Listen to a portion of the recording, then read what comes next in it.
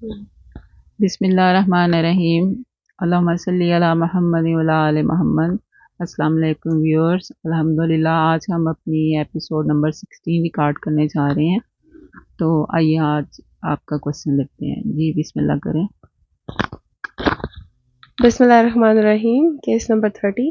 अस्सलाम वालेकुम डॉक्टर राशिदा, मुझे 8 मंथ की प्रेगनेंसी है। फ्लू और फीवर हुआ था, वो ठीक हो गया है, पर खांसी नहीं ठीक हो रही, वो नहीं जा रही। इसके लिए कुछ बता दें।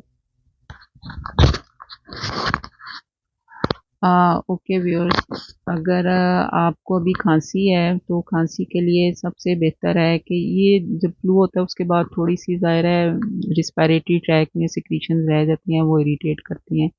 तो इसके लिए सबसे बेस्ट ये है कि आप पानी गर्म करें और उसमें थोड़े से लौंग डाल लें और उसकी स्टीम लें। दिन में 3 दफ़ा लें। और अगर आपको लौंग नहीं मिलते तो थोड़ा सा ऑलिव ऑयल डाल लें। वो भी नहीं मिलता तो न्याज़वो के पत्ते डाल लें थोड़े से। वो भी नहीं मिलते तो गरम मसाले में जो बे लीफ होता है ना, वो ब्राउन सा पत्ता, वो डाल लें। तो इससे आप स्टीम लेंगे तो स्टीम से आपकी जितनी भी सिक्रीशंस हैं वो सॉफ्ट होके निकल जाएंगी। इसके अलावा गर्म पानी में नमक डाल के उसके गरारे करें, चूँकि जो नमक होता है वो जरासीम को मारता है और गले को साफ़ करता है। इसके अलावा ये जो विक्स पेपर है भाई, ये भी आप यूज़ कर सकते हैं, ये यूज़ करें। सोते हुए इसको लगाएं चेस्ट पे, बैक पे। और इसके अलावा आप ये जितनी भी मिलती हैं ना गले को सूदिंग करने के एजेंट, जैसे स्ट्रेप्सिल्स है, हाल्स की गोलियाँ, ये भी आप यूज़ कर सकते हैं। जो खांसी वाला सिरप है, आ, अगर तो शुरू के 3 महीने की प्रेगनेंसी है उसमें तो आपने खांसी वाला कोई भी सिरप जो है ना वो यूज़ नहीं करना। लेकिन उसके बाद आप ऐसा सिरप जिसमें डेक्स्ट्रोमेथॉर्फिन हो वो आप यूज़ कर सकते हैं। लेकिन ऐसे सिरप जिसमें सूडोएफेड्रिन होता है वो आपने यूज़ नहीं करना, वो सेफ़ नहीं होता बेबी के लिए।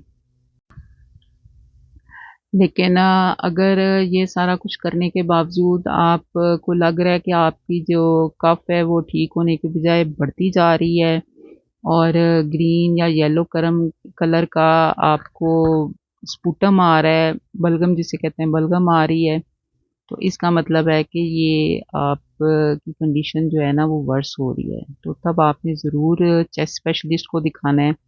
तो वो आपका चेक करेगा कि ये कंडीशन किस तरफ जा रही है, कोई सीरियस कॉम्प्लिकेशन जैसे निमोनिया वगैरह तो नहीं हो गया।